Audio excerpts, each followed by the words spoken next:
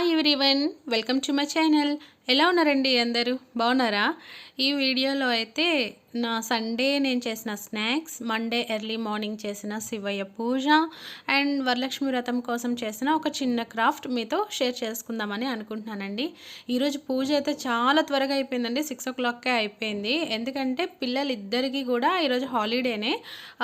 అందరికీ తెలిసే ఉంటుంది, సండే బోనాలు కదా. సో మండే ఇద్దరికీ హాలిడేనే. సో ఇంకా లేట్గా లేచి ఎందుకులే అనేసి మనకి ఇలాంటి టైమింగ్స్ అనేవి అప్పుడప్పుడు దొరుకుతుంటాయి. అందుకని ఎర్లీ మార్నింగ్ చేసేసానండి పూజ. చాలా ప్రశాంతంగా అనిపించింది. అండ్ ఈ స్నాక్స్ అయితే నేను సండే ఈవినింగ్ చేశాను పిల్లల కోసం. అంటే నేను సండే నాన్ వెజ్ తేమండి.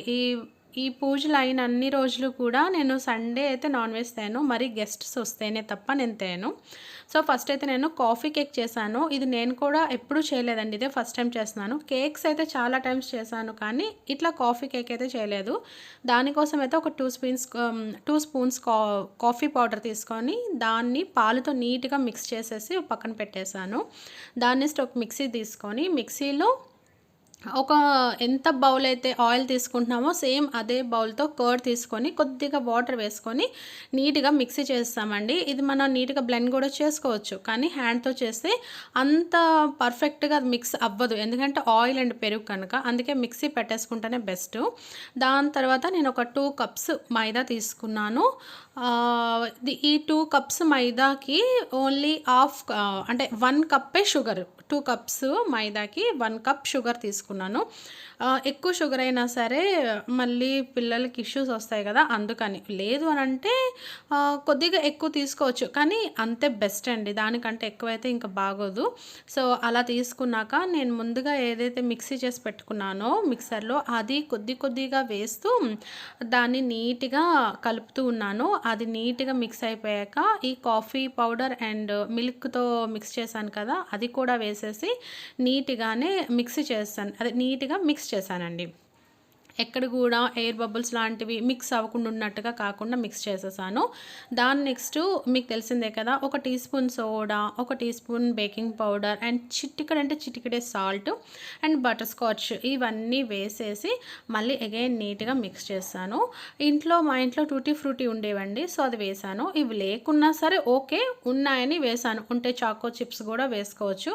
మా ఇంట్లో అవి లేవు, ఈ టూటీ ఫ్రూటీ ఉన్నదని అయితే వేసుకున్నానండి. సో ఈ కన్సిస్టెన్సీలో అయితే రావాలండి ఈ మిక్స్చర్ అనేది. ఎక్కువగా పలుచగా అయిపోకూడదు, అలానే ఎక్కువగా థిక్గా కూడా ఉండకూడదండి.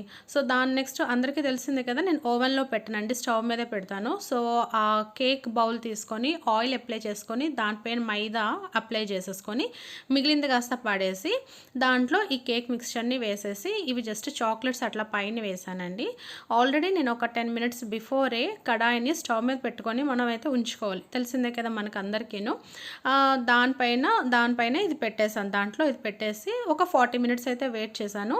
యాక్చువల్గా ప్రాసెస్ అంతా సేమ్ యాజ్ ఇట్ ఈస్గా కేక్ ఎట్లా చేస్తామో అలానే చేసాము, లేకుంటే నేను కాఫీ యాడ్ చేశానండి, అంతే. దానికి మించి ఇంకేం కాదు.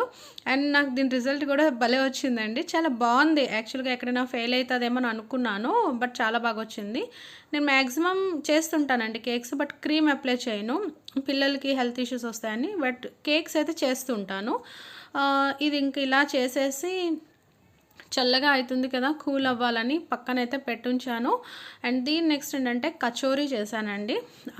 ఇది చల్లగా అయ్యేలోపు కచోరీ చేయొచ్చు కదా అనేసి దానికోసమని నేను ఒక 2 cups ఆఫ్ మైదా తీసుకున్నాను. ఆ మైదాలో కొద్దిగా ఆయిల్, ఒక 2 స్పూన్స్ ఆయిల్ వేసేసి ఫస్ట్ అయితే దాన్ని నీట్గా మిక్స్ చేసేయాలండి. అంటే ఆయిల్ ఆ మైదాలో మొత్తం మిక్స్ అయిపోయేటట్టుగా చేసుకోవాలి. ఆ మైదాని మనం ఇట్లా పట్టుకొని చూడాలండి, అంటే లడ్డూలా చుడుతుందా లేదా అనేటట్టుగా అలా చూస్తే అలా వచ్చింది అని అంటే మనకి ఆ కచోరీ అనేవి చాలా క్రంచీగా సాఫ్ట్గా ఉంటాయండి, లేకుంటే కొంచెం హార్డ్గా ఉంటాయి. దాని నెక్స్ట్ కొద్దిగా వాటర్ వేసేసి చపాతీ లాగా కలిపేసి క్లాత్ పెట్టేసి ఒక పక్కన పెట్టేస్తాం.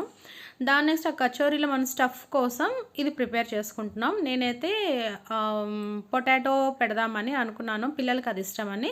సేమ్ యాస్టీస్గా పొటాటోని ఇంకేదో వెరైటీగా ఏం కాదండి, మనం నార్మల్గా రసంతో అయినా సాంబార్తో అయినా పొటాటోని చేసుకుంటాం కదా, పొటాటో ఫ్రై చేసుకుంటాం కదా, సేమ్ అదే విధంగానే చేసుకోవాలండి. పోపులు వేసుకోవాలి, ఆనియన్ వేసుకోవాలి, దాని తర్వాత పొటాటోస్ వేసేసి బాగా స్మాష్ చేసేయాలి. దాని నెక్స్ట్ కారం, పసుపు, అల్లం వెల్లుల్లి పేస్టు, ధనియా పౌడర్, కొంచెం గరం మసాలా, సాల్ట్ ఇవన్నీ వేసేసి నీట్గా మిక్స్ చేసేయాలండి. ఒక 10 మినిట్స్ పడుతుంది అంతే, దానికి మించి అయితే ఇది కర్రీ పట్టదు. కొంచెం హై ఫ్లేమ్లో పెట్టేసి దీన్ని ఇంకా నీట్గా కలుపుతూ ఉండాలి. నేను ఎందుకు లాస్ట్లో శనగపిండి ఒక స్పూన్ వేసానంటే, ఇంకా దాంట్లో ఎక్కడైనా వాటర్ కన్సిస్టెన్సీ ఉంటే ఆ శనగపిండి వల్ల అది కూడా అబ్జర్వ్ చేసేస్తుంది కదా, అందుకని వేసానండి.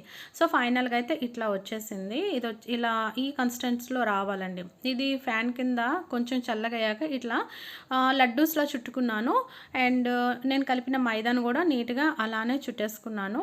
జస్ట్ మైదా ఏమో చపాతీలు మనం ఎలా కలుపుతామో అట్లా అంతే సైజ్ సరిపోతుంది. దాంట్లో ఒక లడ్డు అండి ఇట్లా దాంట్లో అలా పెట్టేసి దాన్ని కంప్లీట్గా కవర్ చేసేయాలండి. ఇలాగా కవర్ చేసేసి ఆ పైన ఇంకా ఎక్స్ట్రా మైదా వస్తుంది కదా, దాన్ని అయితే మనం తీసేసేయాలి. అంటే మొత్తం తీసేయకూడదు, కొంచెం తీసేసి దాన్ని అలానే హ్యాండ్తోనే అట్లా లడ్డూలా చుట్టేసి రౌండ్గా చుట్టేసి ఇట్లా, అంటే మరీ చపాతీలా కాదండి, జస్ట్ మన ఫింగర్స్తోనే దాన్ని కొంచెం ప్రెస్ చేస్తే చాలండి. అది అంత థిక్గానే ఉండాలి. థిక్గా ఉంటేనే కచోరీలా చాలా క్రంచీగా అండ్ పూరీలా పొంగి వస్తాయండి, చాలా బాగుంటాయి, టేస్టీగా కూడా ఉంటాయి. సో ఈ మాత్రం చాలండి. లేదు మేము చేయితో అలా చేయలేకపోతున్నాము అని అంటే లైట్గా రోటీ చేసిన స్టిక్ ఉంటుంది కదా, దాంతో లైట్గా చేస్తే చాలు, అంతే. ఎక్కువగా దాన్ని ప్రెస్ చేసి అయితే చేసేయకూడదు. సో ఆ మాత్రం థిక్నెస్తో చేసేసాక ఇంకా ఆయిల్లో వేసేసి ఈ కలర్ గోల్డ్ కలర్ వచ్చాక తీసేస్తే అయిపోతుందండి, అంతే సింపుల్. మా పిల్లలకైతే సండే స్నాక్స్ ఫుల్ ఎంజాయ్ చేస్తారు. సండే స్నాక్ అయితే మా కేక్ అయితే ఇట్లా వచ్చింది, చాలా బాగుందండి, యమ్మీగా ఉంది. అండ్ అది కాఫీ ఫ్లేవర్ కూడా చాలా బాగా తెలుస్తుంది. అది నేను తీసేలోపు మా పిల్లలు ఏంటంటే ఆఫ్ ఇంకా తినేసారు. అంటే నేను అక్కడ ఆయిల్లో అవి ఫ్రై చేస్తున్నాను కదా కచోరీని, వీళ్ళేమో ఒక పక్క నుంచి నేను తినేస్తా అంటే ఎక్కడ ఆయిల్ తగులుతుందని భయంకి ఏదో చెయ్యండి అంటే వాళ్ళు చాకుతో కట్ చేసేసి తినేస్తూ ఉన్నారు. అందుకే మీకు అట్లా కనిపిస్తుంది అది. బట్ టేస్ట్ విషయానికి వస్తే మాత్రం చాలా బాగుందండి. అండ్ కచోరీ అంటారు కదా, ఇది కూడా టమాటో సాస్తో తింటేనే దాని టేస్ట్ అండి. నార్మల్గా కూడా తినొచ్చు, కానీ అంత టేస్ట్ అనిపించదు. బట్ ఏదైనా చట్నీ అయినా, అంటే గ్రీన్ చట్నీ, పుదీనా చట్నీ, ఇట్లా టమాటో సాస్ వీటితో తింటే చాలా బాగుంటుందండి.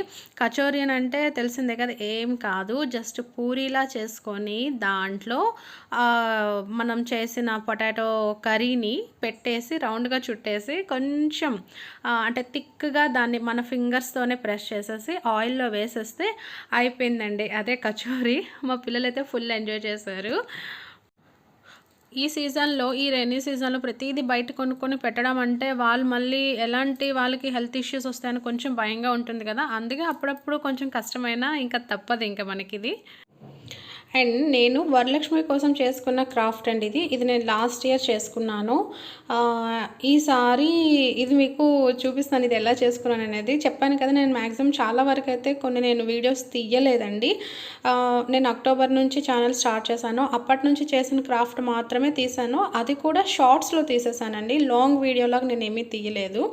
సో నేనైతే పాట్స్ చేస్తున్నాను, అది ఇంకా కంప్లీట్ అవ్వలేదు. సరేలే ఈ మధ్యన ఇవి చూపిస్తాను, ఎందుకంటే వరలక్ష్మి వ్రతం అంటే అమ్మవారి పాదాలు ఇవన్నీ వేసుకుంటాం కదా, సో అందుకనే మీకు ఇది నేను ఎక్స్ప్లెయిన్ చేస్తాను.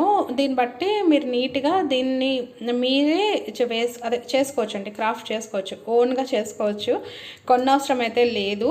ఇది మనం కొన్నాము అంటే నేను చాలా చూస్తున్నాను ఈ యూట్యూబ్లోనే వరలక్ష్మి వ్రతం కోసం అని ఏవేవో డెకరేషన్ ఐటమ్స్ వస్తున్నాయి కదా, జస్ట్ చిన్నవే ఉంటున్నాయండి, అవే 200, 300 అట్లా చెప్తున్నారు. దీన్ని మనం సేఫ్గా పెట్టుకుంటే ఎన్ని ఇయర్స్ అయినా సరే వస్తుందండి.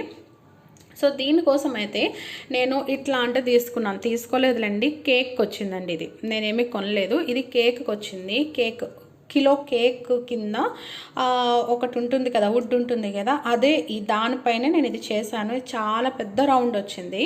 సో తీసుకున్నాను. దీనిపైన ఈ బ్లూ అండ్ ఆరెంజ్ది ఏంటంటే వెల్వెట్ షీట్స్ అంటే మీకు స్టేషనరీ షాప్లో దొరికేస్తాయండి. మీరు ఆ వెల్వెట్ షీట్ తీసుకోండి. వెల్వెట్ షీట్ తీసుకొని ఫెవికాల్తో ఫస్ట్ అయితే ఈ బ్లూ కలర్ దాన్ని స్టిక్ చేసేయండి. ఆ కార్డ్బోర్డ్ ఉంటుంది కదా, మన దగ్గర ఆ కేక్ బేస్ లేకపోతే మనం కార్డ్బోర్డ్నైనా కొంచెం రౌండ్గా తీసేసుకోవచ్చు అండి. కేక్ బేస్ లేదు కదా అని ఏమీ డిసప్పాయింట్ కానవసరం లేదు. కార్డ్బోర్డ్ని తీసుకొని రౌండ్గా కట్ చేసుకొని దానిపైన ఈ వెల్వెట్ షీట్ని స్టిక్ చేసుకోండి. దాని నెక్స్ట్ ఈ ఆరెంజ్ షీట్ పైన అమ్మవారి పాదాలని డ్రా చేసుకోండి. 2 డ్రా చేసుకోండి. ఎట్లా అంటే డైరెక్ట్గా ఈ షీట్ మీద డ్రా చేయొద్దు, ఎందుకంటే మిస్టేక్స్ వస్తుంటాయి కదా, రాంగ్ అవుతుంటుంది, అనవసరంగా షీట్ పాడవుతుంది. ఫస్ట్ అయితే మీరు వైట్ పేపర్ పైన అమ్మవారి పాదాలని డ్రా చేసుకోండి. అవి ఓకే పర్ఫెక్ట్గా వచ్చాయి అనేటప్పుడే ఈ ఆరెంజ్ కలర్ షీట్ పైన ఇది రెడ్ కలరు, ఈ రెడ్ కలరు షీట్ పైన మనం డ్రా చేసిన అమ్మవారి పాదాలు పెట్టి కట్ చేసుకోండి. కట్ చేసుకున్నాక ఇట్లా స్టిక్ చేసుకోండి. అండ్ స్టిక్ చేసుకున్నాక మన దగ్గర ఎట్లాంటి కుందన్స్ ఉన్నా, మిర్రర్స్ ఉన్నా, చైన్స్ ఉన్నా, డిఫరెంట్ టైప్స్ ఆఫ్ ఈ స్టోన్స్, ఈ పూసలు ఉంటాయి కదా, దాంతోనే మనకు నచ్చినట్టుగా మనం డెకరేట్ చేసుకోవచ్చు అండి. నేనైతే ఫస్ట్ రౌండ్ అంతా ఇలాంటిది ఒక చైన్ ఉంటుంది కదా మన దగ్గర, ఇలాంటి చైన్తో చేశాను. దాని నెక్స్ట్ ఇట్లా మిర్రర్స్, ఇదేంటంటే డైమండ్ షేప్ మిర్రర్ పెట్టి అటువైపులో ఇటువైపులా గ్రీన్ కలరు చిన్న స్టోన్స్ పెట్టానండి. దాని తర్వాత ఇక్కడ ఏంటంటే అంటే బడ్ లాగా ఒక ఫ్లవర్ బడ్ ఉంటుంది కదా, అట్లా వచ్చేటట్టుగా ఇది ఇవి ఇలా వైట్ కుందన్స్ అండ్ ఆరెంజ్ కుందన్తో పెట్టుకున్నాను. అండ్ అమ్మవారి పాదాలకి ఏం చేశానంటే ఫస్ట్ చిన్న బాల్ చైన్స్ అంటారండి వీటిని, ఇవి 2 రౌండ్స్ పెట్టాను, అంటే డబల్ పెట్టాను. సింగిల్ పెడితే నాకు అంతగా లుక్ కనిపించట్లేదనేసి డబల్ పెట్టాను. దానిపైన ఇవైతే పెద్దగా పెట్టానండి. దాని నెక్స్ట్ ఇంకా మనకు తెలిసిందే కదా, ఎక్స్ట్రా ఏవైనా చిన్న మనకి నచ్చినవి చైన్స్ అని మనకు నచ్చినట్టుగా మనం డెకరేట్ చేసుకోవచ్చు అండి, అంతే. యాక్చువల్గా నాకు తెలిసి ఇది నేను ఈ వీడియో పెట్టుంటానండి. నేను స్టార్టింగ్లో పెట్టుంటాను.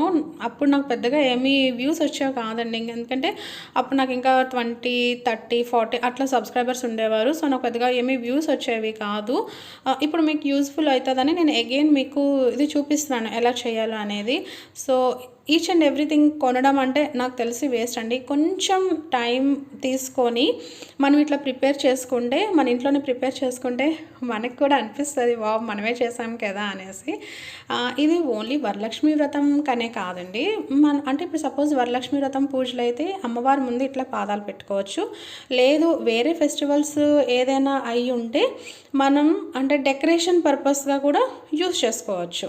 అంటే డెకరేషన్గా చేసుకోవచ్చు, ఇంకా మనం ఎట్లా కావాలంటే అలా చేసుకోవచ్చు అండి. కాకపోతే దీన్ని కొంచెం నీట్గానే మనం పెట్టుకోవాలి. నీట్గా పెట్టుకోకపోతే పాడైతాయి, అంటే ఈ పడిపోవడం కానీ, ఈ కుందన్ ఒక్కటి పడిపోయినా సరే ఇట్లాంటిది ఉంటే వెంటనే అతికించేస్తాం. ఇలాంటి లేకపోతే అప్పుడు ఏం చేస్తాం, ఏం చేయలేం కదా.